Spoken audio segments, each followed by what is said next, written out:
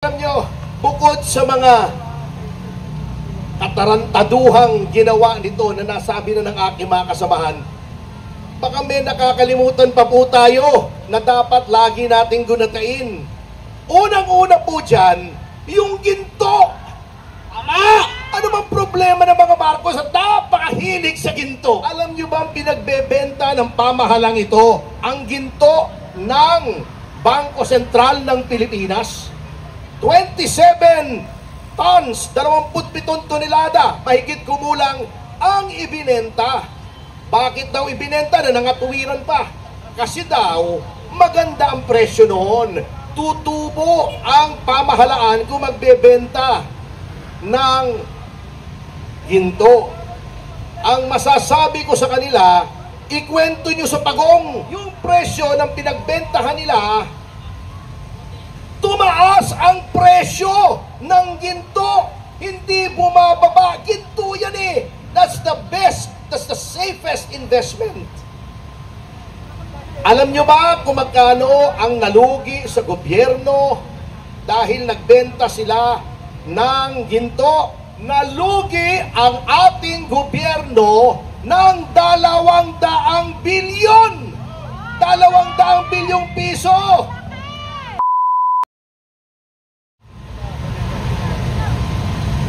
Mga magulang at mga kapatid, magandang hapon po.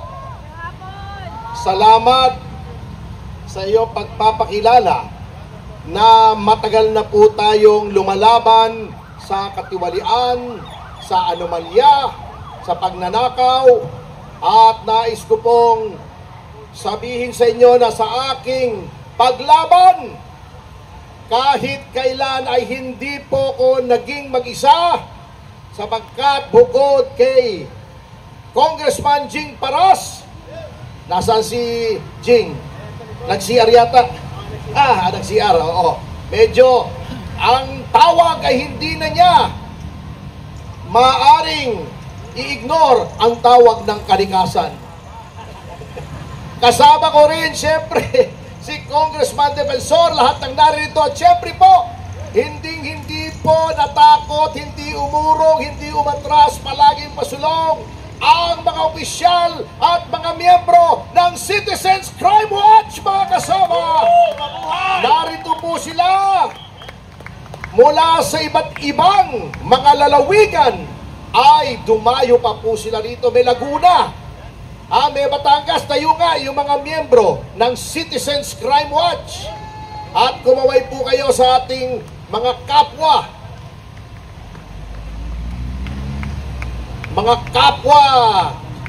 kawal na nagtatanggol sa mga Pilipino. Alam niyo po, nasabi na ng mga dating mga nagsalita, yung sa flood control, yung sa PDIC, ngunit alam nyo, marami pa pong kalokohan itong gobyernong ito. Pero bago yan, ipakita po natin sa mga namamahala na tayo ay hindi natatakot. Sabi ni John Vic Remulla, parang hindi Caviteño ito eh, sip-sip sa mga tiwali, na kapag sumigaw daw tayo ng Marcos resign, ay pwede tayong kasuhan. Natatakot ba kayo? Hindi! Sumigaw tayo! 1, 2, 3! Marcos resign! Marcos resign! Marcos resign! Marcos resign! Yan! Yan, Vic! Saksak mo sa bagang mo! Demanda mo kami lahat! Saan mo kami ilalagay na kulungan? Sige nga! Papakainin mo ba kami lahat? Etong si Ka Eric, ang lakas kumain nito. Sige ka. Pero hindi, matipid itong preso kasi nag-hunger strike eh. Anyway, alam nyo, bukod sa mga katarantaduhang ginawa nito na nasabi na ng aking mga kasamahan, baka may nakakalimutan pa po tayo na dapat lagi nating gunatain. Unang-una po dyan, yung ginto. Ama! Ano bang problema? problema ng mga Marcos at napakahilig sa ginto. Ano? Yung Golden Buddha, ninakaw nila kay Rojas. Hindi na alam ng mga bata ito, yung Golden Buddha. I-google nyo na lamang. Bago meron pang Yamashita Gold daw. Metaliano Gold. Pero ang totoong gold na ninakaw, yung gold reserves po natin sa Bangko Sentral ng Pilipinas. Alam nyo po ba, noong panahon ng pandemya at yung mga sumusunod na taon, na ang lahat hindi lang halos lahat ng Bangko Sentral ng lahat ng bansa ay nagho-hoard, nagtatago, nag-iipon ng ginto. Alam nyo ba ang pinagbebenta ng pamahalang ito? Ang ginto ng Bangko Sentral ng Pilipinas? 27 tons, 27 tonelada, mahigit kumulang ang ibinenta. Bakit daw ibinenta? Na nangatuwiran pa. Kasi daw, maganda ang presyo noon. Tutubo ang pamahalaan kung magbebenta ng ginto. Ang masasabi ko sa kanila, ikwento nyo sa pagong. Kasi, nung binenta nila, yung presyo, tingnan nyo, huwag kayong maniwala sa akin, baka binobola ko kayo eh. I-fact check nyo sa internet. Yung presyo ng pinagbentahan nila, tumaas ang presyo ng ginto. Hindi bumababa. Ginto yan eh. That's the best, that's the safest investment. Alam nyo ba kung magkano ang nalugi sa gobyerno dahil nagbenta sila ng ginto mga 2-3 taong nakaraan kontra sa presyo ngayon? Nalugi ang ating gobyerno ng 200 bilyon. 200 bilyong piso. Alam nyo, hindi ako naniniwala na maling diskarte yan eh. Knowing this government, may kumita dyan. Hindi gagalaw itong gobyernong ito nang walang kita. Kaya nga sinasabi nila, ang malaking achievement daw ni Ginoong Marcos is that he is very big on peace and order. Alam niyo ba yan, kasamang Jing? Malakas daw sa si Marcos Jr. daw ay very big on peace and order. Kasi pag may proyekto, sasabihin niya, I want a big piece of this, I want a big piece of that. That's an order. Kaya peace and order. Ito pang isang malaking kalokohan. Alam nyo, yung Maharlika Fund. Maharlika pa talagang ang pangalan eh. Halatang halata. Alam nyo po, may mga bansang may sovereign fund. Dubai, UAE, Abu Dhabi, China. Ngunit, etong sovereign fund, yan po ay kapag labis-labis po ang kita ng isang pamahalaan. Yung surplus na sinasabi nila, yung sobra, ini-invest para kumita. Sa tingin nyo ba ang Pilipinas may sobrang pondo? Paano binulsa na? Okay, eto nakakatawa ha. Alam nyo ba mga sovereign funds? Huwag kayong maniwala rin sa akin, i-fact check nyo. Yung pinakamalaki po, sa isang Nordic country, trilyong dolyar. Yung sa Dubai, 100 bilyong dolyar. 600, 700 billion ang sovereign fund. Maganda pong pondo. Alam nyo ba kung magkano lamang ang sovereign fund natin sa US dollars? Nakakahiya partner, bariya. 2.26 billion dollars lang. Kulelat halos tayo sa sovereign fund. Anong ibig sabihin? Maliit kung sovereign fund, malaki kung sa kitahan. Because that is 100. Yung 2.26 billion dollars, malaki po yun sa pesos. Nakita na ba natin ang resulta niyan? Anong naging resulta niyang sovereign fund na yan? Yun, yung bata nila, sinuweldohan nila ng 2 milyon isang buwan. Yung Pangulo pa lang ng Maharlika Fund. Yung iba pang tauhan, yung opisina pa. Ngayon, sinasabi na wala naman nangyayari. Anong ginawa sa sovereign fund? Ininvest sa bansa lang. Worse, kinuha pa sa mga government banks, sa land bank, sa Coco Bank, na dapat pinauutang sa mga magsasaka, sa mga maliliit na negosyante, inalagay sa Maharlika Fund yung bilyon-bilyon na sila ang nagmamanage. Buti na nga, may mga pumiyok. Kukunin pa ba ito yung sa SSS at sa GSIS?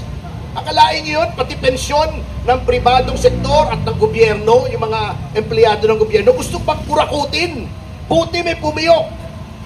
Yan po dalawang yan na hindi natin dapat balimutan kasi kasama sa flood control, nakikita nyo na po ang trend ng gobyernong ito na lahat ng kilos kailangan may kita, may kurakot, di ba?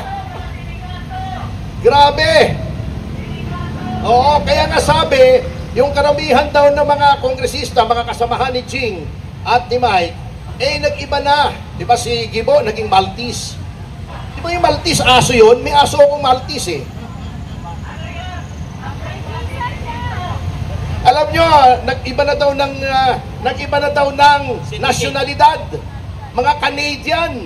Canadian. Tama! Ay, nako.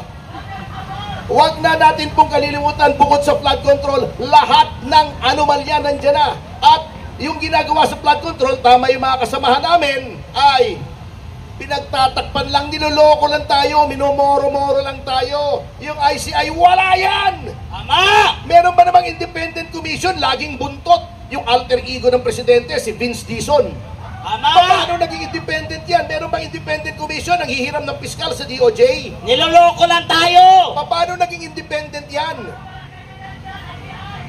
Ang problema po, dahil hawak nila ang ninakaw nila, bilyon, hundreds of billions, ginagamit po nila yan para mabili ang katapatan ng mga sektor ng ating lipunan para hindi maging widespread, kinokontrol ang media, tinatakot tayo, lahat sinusubukan nilang bilhin. Kaya bilang magtatapos po, para sa akin, sa ngayon pero alam nyo, huwag tayong tumigil kahit mga ganitong mga maliliit na mga pagtitipon ay papalaki po ng papalaki yan. Hayaan nyo lang, magtiyaga lang tayong ipaliwanag sa ating mga kababayan ang nangyayari. Ngunit sa ngayon, ipasa Diyos na lang natin yan mga kasama. Nasaan ba si Victor? Victor, kunin mo nga yung ating tarpaulin dito at dito ka. At aanyayahan ko na lamang po kayong manalangin muna at iangat na lang natin sa Panginoong Diyos ang katarungan na nais nating makamtan sa pamamagitan ng panalangin na galing po sa Biblia. Ito po ay galing sa Biblia. Ito po ay hindi po kami nagsabi.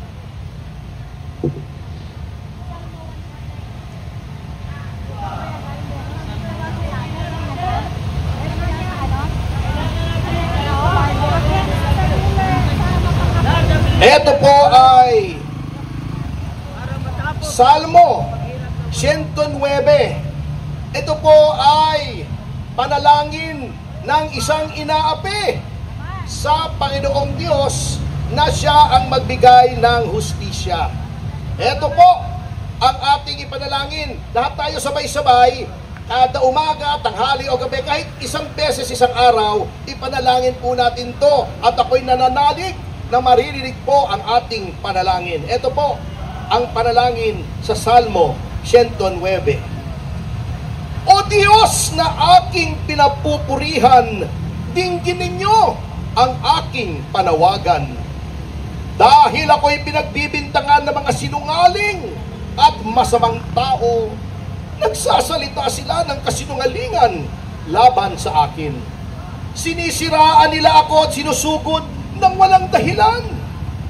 Kahit nakikipagkaibigan ako sa kanila, ay kinakalaban pa rin nila ako. Ngunit ipinapanalangin ko pa rin sila. Sa kabutihang ginagawa ko sa kanila, masama ang iginaganti nila. At sa aking pag-ibig, ibinabalik nila'y galit. Sinasabi nila, maghanap tayo ng masamang tao na kakalaban sa kanya at magsampa ng kaso sa hukuman laban sa kanya. At kapag hinatulan na siya, lumabas sana na siya ay may kasalanan at ituring di na kasalanan ang kanyang mga panalangin. Mamatay na sana siya agad! At ibigay na lang sa iba ang katungkulan niya. At nang maulila ang kanyang mga anak at mabiyuda ang kanyang asawa, maging palaboy sana at mamalimos ang kanyang mga anak at palayasin sila kahit na sa kanilang ginibang tahanan. Kunin sana ng kanyang pinagkakautangan ng kanyang mga ari-arian at agawin ng dayuhan ang kanyang pinaghirapan. Wala sanang maawa sa kanya at sa mga naulila niyang mga anak. Kapag namatay na siya, mamatay sana ang kanyang mga angkan upang sila'y makalimutan na ng susunod na salinlahi. Huwag sanang patawarin at kalimutan ng Panginoon ang mga kasalanan ng kanyang mga magulang at mga ninuno at lubusan na sana silang makalimutan sa mundo. Hindi po ako nagsasabi niyan, hindi tayo nagsasabi niyan. Yan ang hilingin natin sa Panginoon upang tayo ay magkaroon ng katarungan. Maraming salamat po. God bless the Philippines. Mabuhay po kayo at lahat ng ugat sa inyong katawan. Maraming